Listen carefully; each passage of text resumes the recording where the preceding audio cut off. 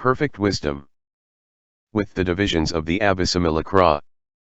Translated by EdwardConze 1904–1979. University of California Press, Berkeley, Los Angeles, London. Chapter 83. The Manifestation of a Bodhisattva's Training.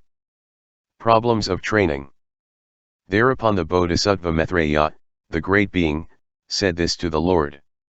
If, O Lord, all dharmas have non-existence for own being, how then should the Bodhisattva, who courses in the perfection of wisdom and who wants to train in the training of a Bodhisattva, train in the 5 skandhas, the 12 sense fields, the 18 elements, in the sense fields of eye contact, 2.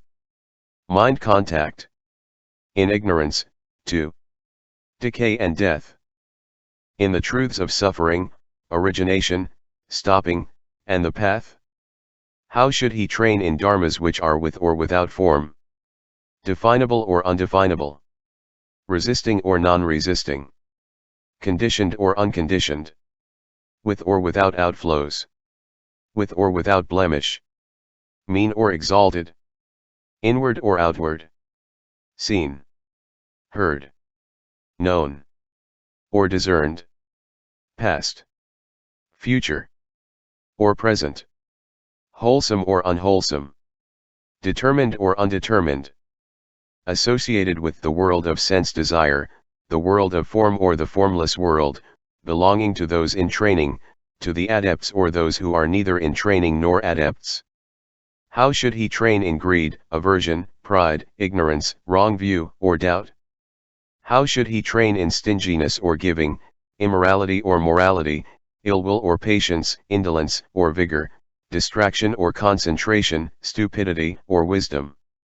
How should he train in discrimination or emptiness, in the sign or the signless, in wrong wishes or right wishes, in lovely or repulsive dharmas? How should he train in the defilements or their forsaking, in defiling or purification, in birth and death or the realm of nirvana? How should he train in the Buddha dharmas? 2. All things are mere words. The Lord, a Bodhisattva, Maitreya, a great being who courses in perfect wisdom, and who wants to train in the training of a Bodhisattva, should train in that form, 2. The Buddha dharmas are mere names. Maitreya. If, O Lord, this designation, i.e., this is form, were apprehended as though it were an entity, on account of its being taken for the sign of something conditioned, how, then, could a Bodhisattva train in that form, are mere names? But since it is without a corresponding entity, is it not improper to say of this name even that it is a mere name, or to say of this is form, that it is a mere name?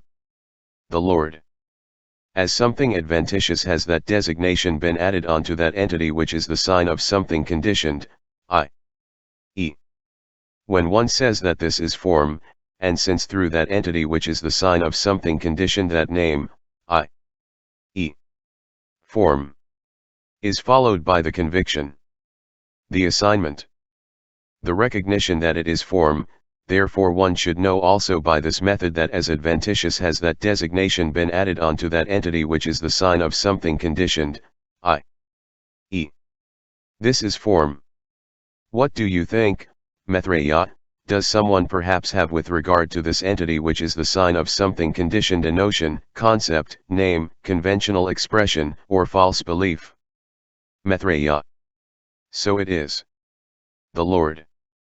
By this method also, Maitreya, you should know that as adventitious has that designation been added onto this entity which is the sign of something conditioned, i.e., this is form, the actual reality of named things.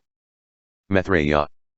If this is so, is then form actually apprehended by way of own being as a result of taking hold of that entity which is the sign of something conditioned and on account of which there takes place the name, notion, concept, and conventional expression, this is form. The Lord. Form is a name, notion, concept, and conventional expression with regard to an entity which is the sign of something conditioned. What do you think, Maitreya, is also the own being of that form, merely conceptual. Maitreya. It is merely conceptual, merely conceptual. The Lord. In that case you can surely not assume that the real own being of form has actually been apprehended when one takes up that entity which is the sign of something conditioned on account of which there takes place as the name, notion, concept, and conventional expression that this is form. Maitreya.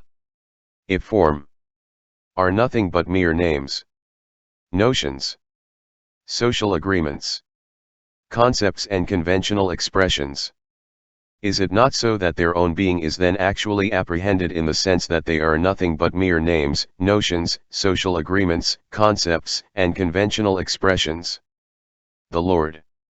What do you think, Maitreya, when form are nothing but mere names, notions, social agreements, concepts, and conventional expressions, can one then conceive of their production or passing away, of their defiling or purification?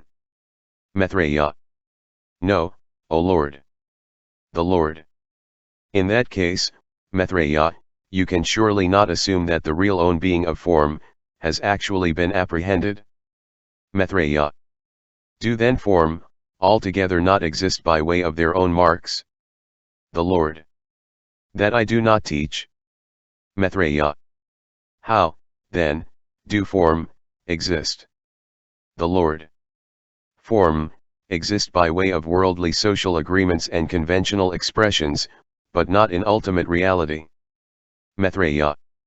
As I, O Lord, understand the meaning of the Lord's teaching, the inexpressible realm exists by way of ultimate reality. But if that is so, how is it that that entity which is the sign of something conditioned and to which form has been added on as an adventitious designation, does not exist by way of ultimate reality? If that does not exist by way of ultimate reality, how, then, does the inexpressible realm exist? For is it not logical to equate the entity which is the sign of something conditioned with the inexpressible realm? The Lord. I will therefore, Maitreya, question you on this, and you may answer as best you can. What do you think? Maitreya.